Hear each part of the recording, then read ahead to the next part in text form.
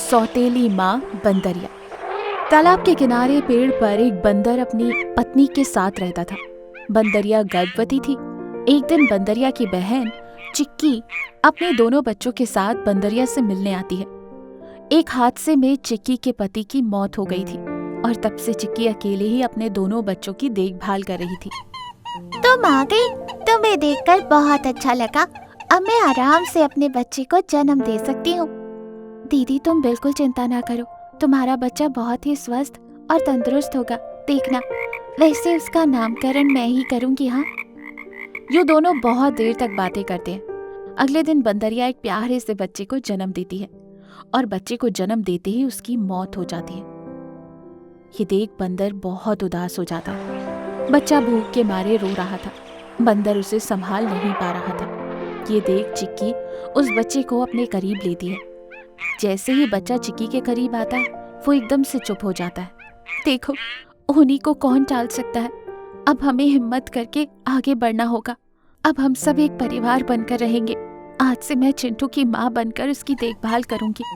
आज से मेरे 2 नहीं बल्कि 3 बच्चे हैं। यूँ चिंकी अपने दोनों बच्चों के साथ साथ चिंटू का भी ख्याल रखती है और उसकी देखभाल करती है। चिंटू भी चिक्की को अपनी माँ समझने लगा था। दिन यूं ही बीत गए। एक दिन चिंकी जंगल में घूम रही थी कि तभी उसकी नजर आम के पेड़ पर पड़ती है। अरे वाह आम, चिंटू का आम बहुत पसंद है। अगर मैं ये ले जाऊंगी तो बहुत खुश हो जाएगा। यूं सोचकर चिंकी तीनों बच्चों के लिए आम लेकर जाती है। रास्ते में एक आम चिक्की की टोकरी से गिर जाता है और इस बात से अनजान चिंकी आम लेकर बच्चों के पास जाती है। चिक्की के दोनों बच्चे आम को देखकर एकदम से टोकरी पर झपट पड़ते हैं और आम लेकर वहां से भाग जाते हैं। चिंटू बेचारा पीछे खड़ा देख रहा था। अरे बेटा, मैं तुम्हारे लिए भी लाई थी, पर पता नहीं वो कहाँ खो गया। मुझे माफ कर दो, मैं कल पक्का तुम्हारे लिए आम लेकर आऊंगी। ये कहकर चिक्की वहां से चली जाती है। चिंटू उदास था कि तभी वहां लोमड़ी आती है और चिंटू से कहती है, अरे मुझे पता था ऐसा ही कुछ होने वाला है।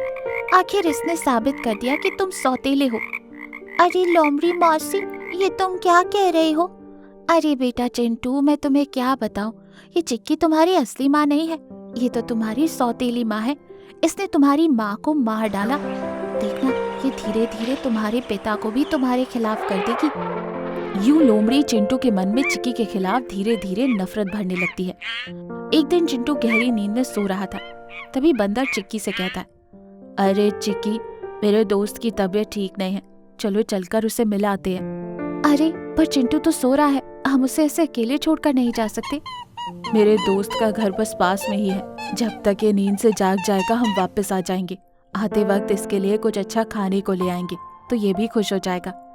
हाँ, ये सही रहेगा, चलो चलते। ये कहकर चिक्की अपने दोनों बच्चों को लेकर बंदर के साथ चली जाती है। थोड़ी देर बाद चिंटू नींद से जागता है। वो अपने आसपास किसी को ना पाकर घबरा जाता है और तभी लोमड़ी आती है और कहती है, देखा, मैंने कहा था कि सौतेली माँ सौतेली ही होती है। आखिरकार अपना रंग दिखा ही दिया। वो अपने बच्चे को लेकर तुम्हारे पिता के साथ जंगल घूमने गई है और तुम्हें यूं अकेला छोड़ दिया। चिंटू लोमड़ी की बातों में आ जाता है। हाँ, तुम सही कह रही हो। सौतेली माँ ही होती है। वो कभी मुझसे प्यार नहीं करती। बेटा तुम ये उदास क्यों हो? मैं हूं ना तुम्हारे साथ। मैं तुम्हारी देखभाल करूंगी। मेरा भी इस दुनिया में कोई नहीं है। मैं अनाथ हूँ। यूं लोमड़ी चिंटू को अपनी मीठी मीठी बातों में फंसाकर वहां से ले जाती है।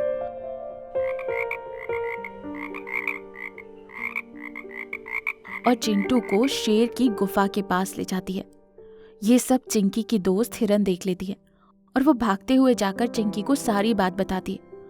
चिंकी बिना देर किए शेर की गुफा के पास भागी भागी आती है। शेर चिंटू पर हमला करने ही वाला था कि चिंकी बीच में आ जाती है।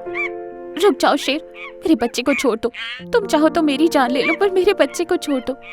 माँ, बेटा चिंटू, तुम जल्दी यहाँ से भाग जाओ। जल्दी जाओ, जल्दी। माँ, तुम मेरे लिए अपनी जान दे रही हो। मैं तो तुम्हारा सौतेला बेटा हूँ ना, फिर तुम क्यों मेरे लिए अपनी जान दे रही हो? बेटा, क्या सगा क्या सौतेला, माँ तो माँ होती है ना। मेरी फिक्र छोड़ो और भागो यहाँ से। नहीं माँ, मैं तुम्हें छोड़कर नहीं जाऊंगा। मुझे आज एहसास हो गया है कि हमें कभी भी किसी की सुनाई बातों में विश्वास नहीं करना चाहिए। मैं लोमड़ी की बातों में आ गया और मैंने तुम्हें गलत समझा। माँ, मुझे माफ कर दो। बेटा, अभी ये सारी बातों का वक्त नहीं है, तुम जाओ यहाँ से, जल्दी करो, मेरी कसम है तुम्हें। चिंकी रोते हुए चिंटू को वहाँ से जाने के लिए कहती है, पर चिंटू भी अपनी बात पर अड़ा है। वो वहाँ से जाने के लिए तैयार नहीं होता। दोनों रो रहे थे और ये सब देखकर शेर कहता है, रुक जाओ तुम दोनों, मैं किसी को भी शिकार नहीं करूंगा। मैं भले ही एक क्रूर जानवर हूँ, पर मैं भी प्यार की भाषा जानता हूँ। आज एक माँ के प्यार ने मेरे पत्थर जैसे दिल में भी प्यार भर दिया। लोमड़ी अपने किए पर शर्मिंदा होती है और वो चिक्की और चिंटू से माफी मांगती है कि तभी वहाँ बंदर और बाकी जानवर आते हैं। चिक्की, आज तुमने साबित कर दिया कि माँ सगी हो या सौतेली, माँ तो माँ होती है और हमें हमेशा अपने माता पिता की कद्र करनी चाहिए।